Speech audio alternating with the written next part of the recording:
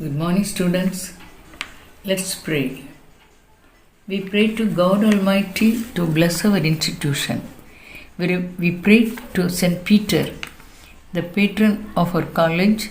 I thank God for giving me this opportunity to be with this institution, St. Peter's Arts and Science College of Kumbakonam Diocese. I greet and thank His Excellency, the Most Reverend Bishop F. Antonisamy, and the Secretary, Reverend Father Dr. Kosman.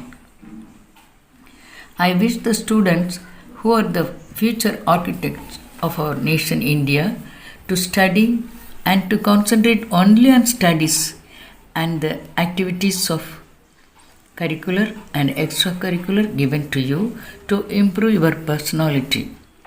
Your college building and atmosphere are super fine. Nowadays, it is not an easy thing to build such a huge grand building. You admire and appreciate what you have here. I am glad to help you a little to improve your knowledge in English, especially grammar. You are expected to talk English fluently. Your English must be flawless. That's without mistake. You may be good in your subject matter, but in English, your expression should be without grammar mistake. So, make use of this class to improve your grammar in English. You can. It's not difficult thing. Your writing and spoken English skills should be without mistakes. When you go for interview and job, you can go fearlessly with good English. Once again, I thank the institution for this chance to teach you the basics English grammar. Thank you. Good morning, children. We are going to learn the basics English grammar. You have learned grammar up to 12th standard. You have done exercise. You have written exams. Even you must have talked in your class in English. Your expression might have been good. You may learn many items of grammar. Now we are going to learn again the basic English grammar, because if you know already, you can enhance and enrich your English grammar. If you have forgotten, all right, let us remind ourselves.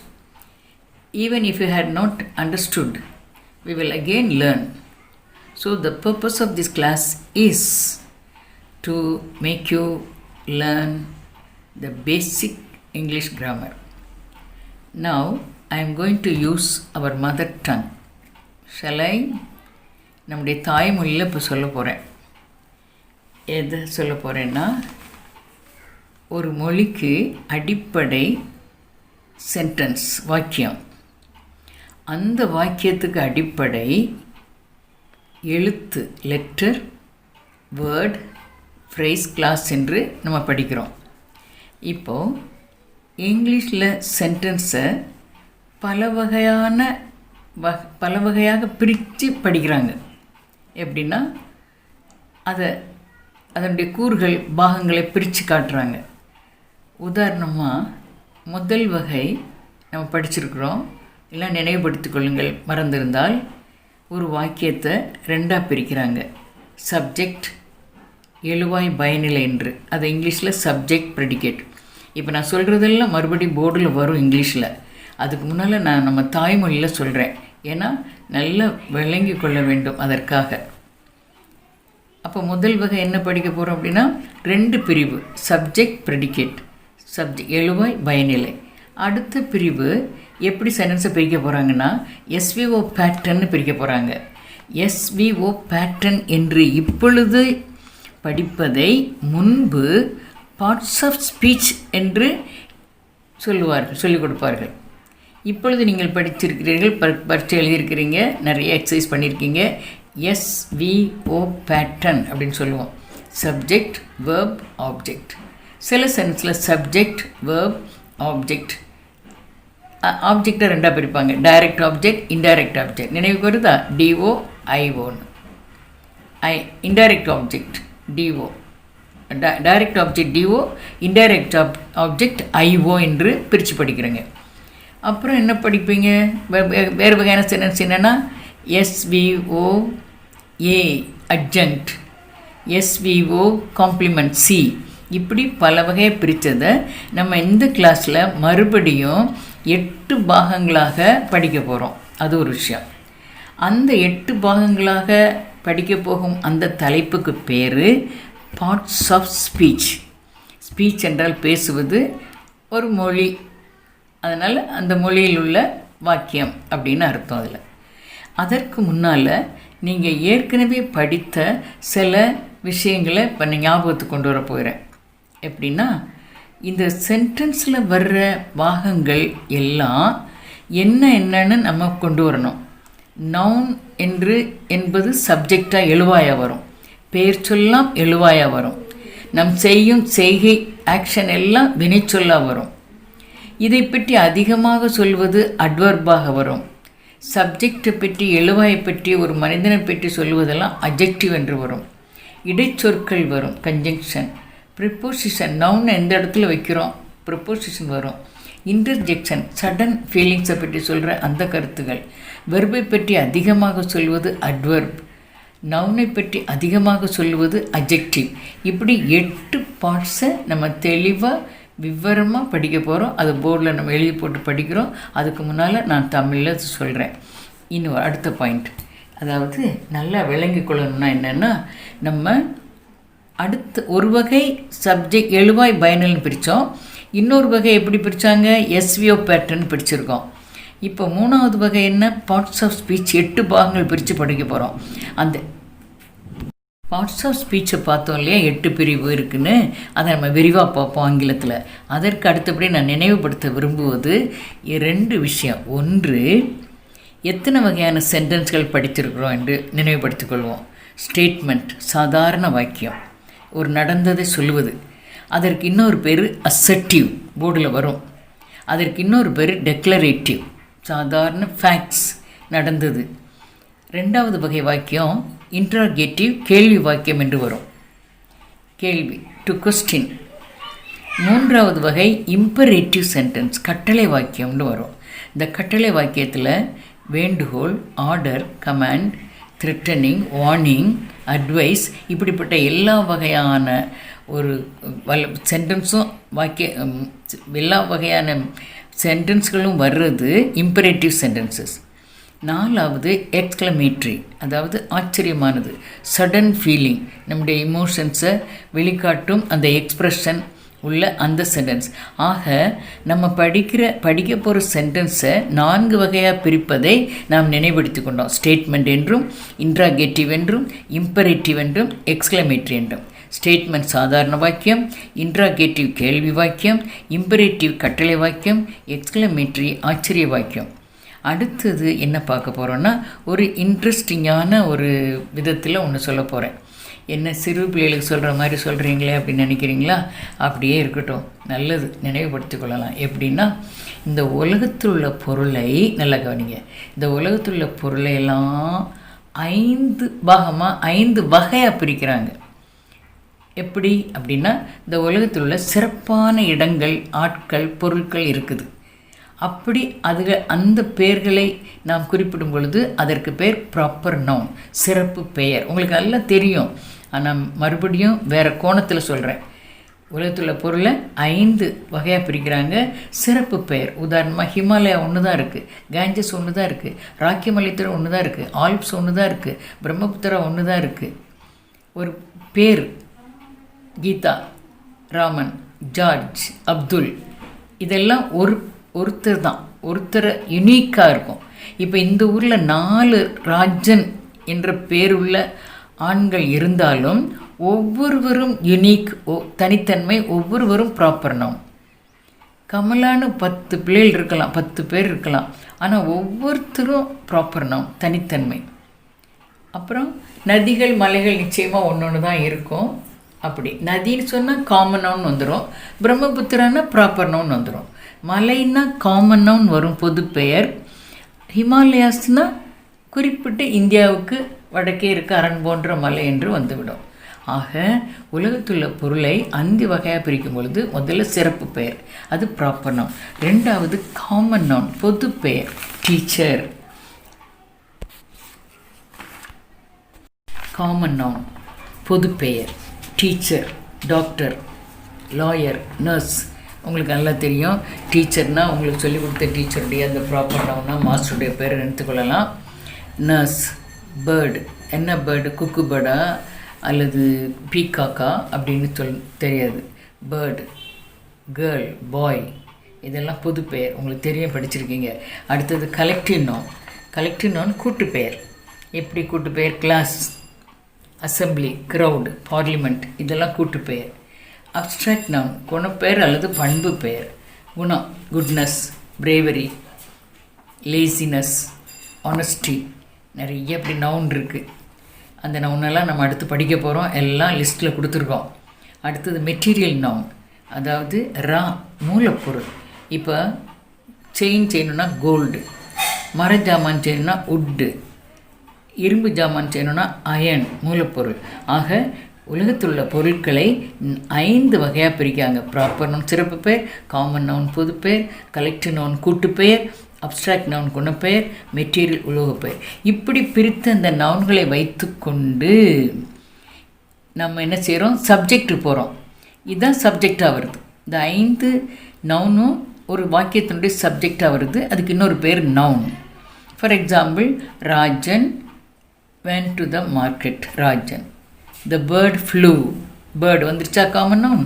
The class is making noise, class collective noun சப்ஜெக்டாக வந்துருச்சா. Abstract noun, goodness is expected. இப்போ goodness அப்படிங்கிற abstract நவுனை நம்ம சப்ஜெக்டாக கொண்டு வரலாம். Goodness is expected from everybody. Material noun அதே போல் அதுவும் சப்ஜெக்டாக வரும். இனி இப்படி நவுன் வரும்பொழுது 2 விஷயம் நம்ம கவனிக்கணும். என்ன கவனிக்கணும்? நம்பர், எண், ஜெண்டர், பால். நம்பர் தெரியும் உங்களுக்கு, சிங்குலர், ப்ளூரல். அதில் கவுண்டபிள் அண்ட் அன்கவுண்டபிள் நவுன் இருக்குது. எஸ் சேர்க்குற நவுன் இருக்குது, உங்களுக்கு தெரியும், அது நிறைய லிஸ்ட்டு வரும், அதுவும் ரைட்டு. ஜெண்டர் 4, மேஸ்குலின் ஜெண்டர் ஆண்பால், ஃபெமினின் ஜெண்டர் பெண்பால். நியூட்டர் லைஃப்லெஸ் உயிரற்ற பொருட்கள். காமன் ஜெண்டர் பொது பெயர் ஆர்டிஸ்ட், அங்கே பெண் ஆக்டராக ஆனா. பேபி குழந்தை, ஆண் குழந்தையா பெண் குழந்தையா. ஃப்ரெண்டு ஆனா பெண்ணா அப்படின்னு. நியூட்டர். ஆக ஜெண்டரை ஞாபகப்படுத்திக்கிறணும். Masculine, feminine, neuter, common, singular, plural ஞாபகப்படுத்திக்கிறணும். அந்த சிங்குலர் ப்ளூரல் கவுண்டபிள் நவுன். இப்போ புக்கை கவுண்ட் பண்ணலாம், அரிசியை கவுண்ட் பண்ண முடியுமா? தண்ணியை கவுண்ட் பண்ண முடியுமா? ஆக அதில் டிவிஷன்ஸ் இருக்குது. ஆக நம்ம என்னதெல்லாம் படிக்கிறோம் அப்படின்னா, சப்ஜெக்ட் ப்ரெடிகேட்டாக பிடிக்கிற சென்டென்ஸ் வகை இருக்குது, எஸ்ஓ பேட்டர்ன் வகை இருக்குது, அப்புறம் பார்ட்ஸ் ஆஃப் ஸ்பீச் வகை இருக்கிறது. இந்த நவுனை பற்றி எத்தனை வகையான நவுன் இப்போ தமிழில் தான் பார்த்தோம். அப்புறம் எத்தனை வகையான சென்டென்ஸ்னு பார்த்தோம். இதெல்லாம் ஒரு சென்டென்ஸில் பார்க்கும் பொழுது நம்பர் பார்க்கணும், ஜெண்டர் பார்க்கணும், அப்புறம் டென்ஸும் பார்க்கணும். டென்ஸை தனியாக பார்க்க போகிறோம். ஆக ஃபஸ்ட் கிளாஸில் சென்டென்ஸ் அண்ட் இட்ஸ் பார்ட்ஸ் அதை பார்க்க போகிறோம். Dear students, let's begin the class. The sentence and its part. Now look at the board. The unit of a sentence is letter. It makes a word. It makes phrase, class. So it is sentence. ஒரு வேர்டை உருவாக்குது, ஒரு சொற்றொடர் உருவாக்குது, ஒரு அதை விட அதிகமாக மீனிங் கொடுக்கக்கூடிய கிளாஸை உருவாக்குது. therefore it is a sentence. வேர்டுனா ஒரு வார்த்தை, புக்கு அல்லது ஒரு சார் அல்லது டாக்டர் அப்படின்னு. ஃப்ரேஸ்னால் அதிகமாக, அவர் டேபிள் முன்னால் நிற்கிறார் அப்படின்னா முழு சென்டென்ஸ். முன்னால், டேபிள் முன்னால் அப்படின்னா இன் ஃப்ரண்ட் ஆஃப், அது phrase. The master stands in front of அப்படின்னு மட்டும் அது கிளாஸ், அது குறையாக இருக்குது. ஆக ஒரு சென்டென்ஸுடைய பகுதியை பார்க்குறோம். Next let us see the parts of a sentence. One kind of structure is subject and predicate. Rajan painted a picture. Rajan subject, painted a picture, predicate. தமிழில் எழுவாய் பயனிலை. ராஜன் எழுவாய் பயனிலை. ரெண்டாவது. The next kind is with SVO pattern. Example, Kavida sang a song. Kavida subject எழுவாய், sang verb வினைச்சொல், a song செய்யப்படும் பொருள் object.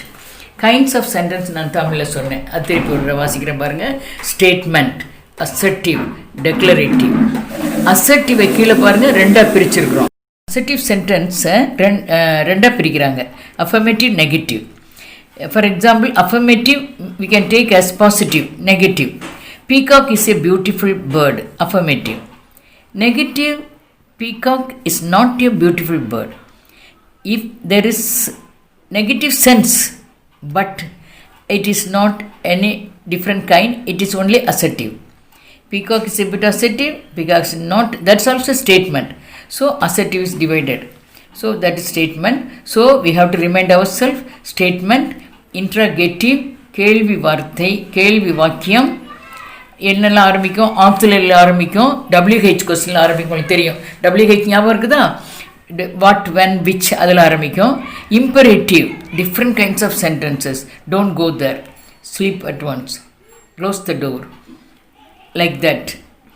Please help me, would you kindly help me, இப்படிப்பட்ட சென்டென்ஸ்லாம் இம்பரேட்டிவில் வரும். எக்ஸ்க்ளமேட்டரி சென்டென்ஸ், ஆச்சரியம், what a tall tree it is, how beautiful the scenery is, like that. So next we shall go to, these are all very easy things for you, so we shall go to the parts of speech. The next kind of structure is the parts of speech. Look at the board. The parts are 8 in numbers. 8 பாகங்கள் இருக்கு. Noun, பெயர்ச்சொல், pronoun, பெயர்ச்சொல்லுக்கு பதிலாக வருவது, verb, வினைச்சொல், adjective, நவுனை பற்றி அதிகமாக சொல்வது, அதனுடைய குவாலிட்டியை சொல்வதனால adjective qualifies the noun or adjective modifies the noun அப்படின்னு சொல்லலாம். அடுத்தது adverb. adverbங்கிறதுலையே நமக்கு விளக்கம் இருக்குது. வெர்பை பற்றி அதிகமாக சொல்லுவது, adverb modifies the noun. He writes neatly. அநேகமாக adverbலாம் LYயில் முடியும், ஞாபகப்படுத்திக்கோங்க, அதுதான் adverb. நம்ம படிக்க போகிறோம், லிஸ்ட் இருக்குது. ப்ரப்போசிஷன், நவுனை வந்து எங்கே ப்ளேஸ் பண்ணுறது. For example, Rajan is standing in front of the room, in front of, front. Rajan is standing near the tree, near, preposition. Conjunction, இணைக்கிற சொற்கள், but, but also, and, because, இதெல்லாம் இணைக்கிற சொற்கள். இதில் பல வகை இருக்குது, படிச்சிருக்கீங்க. Conjunction, coordinate conjunction, subordinate conjunction, இதெல்லாம் எதில் வரும் ஞாபகப்படுத்து, ஒரு சும்மா அப்படி ஞாபகப்படுத்துகிறேன். நம்ம காம்பவுண்ட் காம்ப்ளெக்ஸ் மாற்றும் போது வரும் பார்த்திங்களா, சின்ஸ், தோ, ஆல் தோ, even though, but, but also, இதெல்லாம் அதெல்லாம் இங்கே அதை முதல்லே சொல்லிடுறோம். இந்த கன்ஜங்ஷன்ஸ் எல்லாம் அங்கே பிரயோஜனப்படுத்த போகிறோம் ட்ரான்ஸ்ஃபர்மேஷன் ஆஃப் சென்டென்ஸில். அப்போ இதை நல்லா நம்ம படிக்கணும். இதுக்கு நிறைய லிஸ்ட்டு வச்சுருக்கிறேன், அந்த லிஸ்ட்டை நம்ம நெக்ஸ்ட் கிளாஸில் பார்ப்போம். ஆக கன்ஜங்ஷன், கன்ஜங்ஷன் பல வகை. Interjection, sudden feeling. இந்த இன்டர்ஜெக்ஷனை பற்றி சொல்லணும்னா ஒரு வேடிக்கையானது, இது சென்டென்ஸ்லேயே சேர்த்து இல்லையா, அதுக்கு பதிலாக அந்த இங்கிலீஷ்காரங்க ஆர்டிக்கிளை சேர்த்துருக்கலாம் அந்த 8ல். ஆனால் ஆர்டிக்கிள் ரொம்ப முக்கியம். இதில் இன்டர்ஜெக்ஷன் சடன். ஆக 8 பாகம். நவுன், ப்ரோனவுன், நவுனுக்கு பதிலாக வருது ப்ரோனவுன். வினைச்சொல், அந்த சப்ஜெக்ட் பண்ணுற ஆக்ஷன். அட்ஜெக்டிவ், சப்ஜெக்டை பற்றி அதிகமாக சொல்லும் வார்த்தை. அட்வர்ப், வெர்பை பற்றி அதிகமாக சொல்வது, மாடிஃபைஸ் த வெர்ப். ப்ரப்போசிஷன், நவுன் எங்கெங்கே இருக்குது பார்த்து போடணும். அடுத்தது கன்ஜங்ஷன், 2-3 சென்டென்ஸை, மீனிங்ஃபுல்ல சென்டென்ஸை இணைக்கிறது. அநேகமாக அது காம்பவுண்ட் சென்டென்ஸ் படிச்சிருக்கோம், ஞாபகப்படுத்தினா தெரிஞ்சிடும். இன்டர்ஜெக்ஷன், ஆச்சரியமானது. ஆக இப்படி 8 பகுதி இருக்குது. இதில் நவுன்னா என்ன, சின்ன கிளாஸில் படிச்சிருக்கீங்க. Noun is a name of a person, place, thing or idea. Noun வந்து ஒரு பர்சன், ஆளுடைய, இடத்துடைய, அது பொருள் அல்லது ஐடியாவை குறிப்பது ஒரு சிறப்பு பெயர் நவுன்.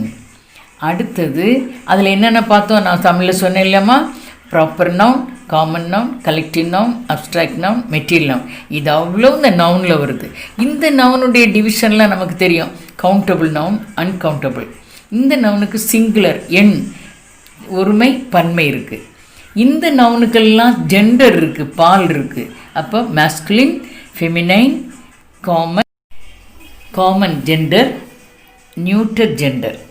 மேஸ்குலின் ஆண்பால், ஃபெமினைன் ஜெண்டர் பெண்பால், காமன் பொது பெயர். ஃபார் எக்ஸாம்பிள் ஆர்டிஸ்ட் ஆனா பெண்ணா, பேபி ஆண் குழந்தையா பெண் குழந்தையா தெரியாது, ஃப்ரெண்ட் ஆனா பெண்ணா. ஆக காமன் நேம் இருக்குது, அதுக்கு காமன் ஜெண்டர். மேஸ்குலின் ஆண்பால், ஃபெமினைன் ஜெண்டர் பெண்பால், நியூட்டர் லைஃப்லெஸ் திங்ஸ் பொருட்கள், பென், புக், அப்படிப்பட்டதெல்லாம். இப்போது இந்த அத்தனை நவுன்களும் சப்ஜெக்டாக வந்துடும். Proper noun, common noun, collective noun, abstract noun, material noun. இந்த சென்டென்ஸுடைய ஃபர்ஸ்ட் பார்ட் நவுனுக்கு வருது இல்லையா, அது சப்ஜெக்டாக வரும். அப்போ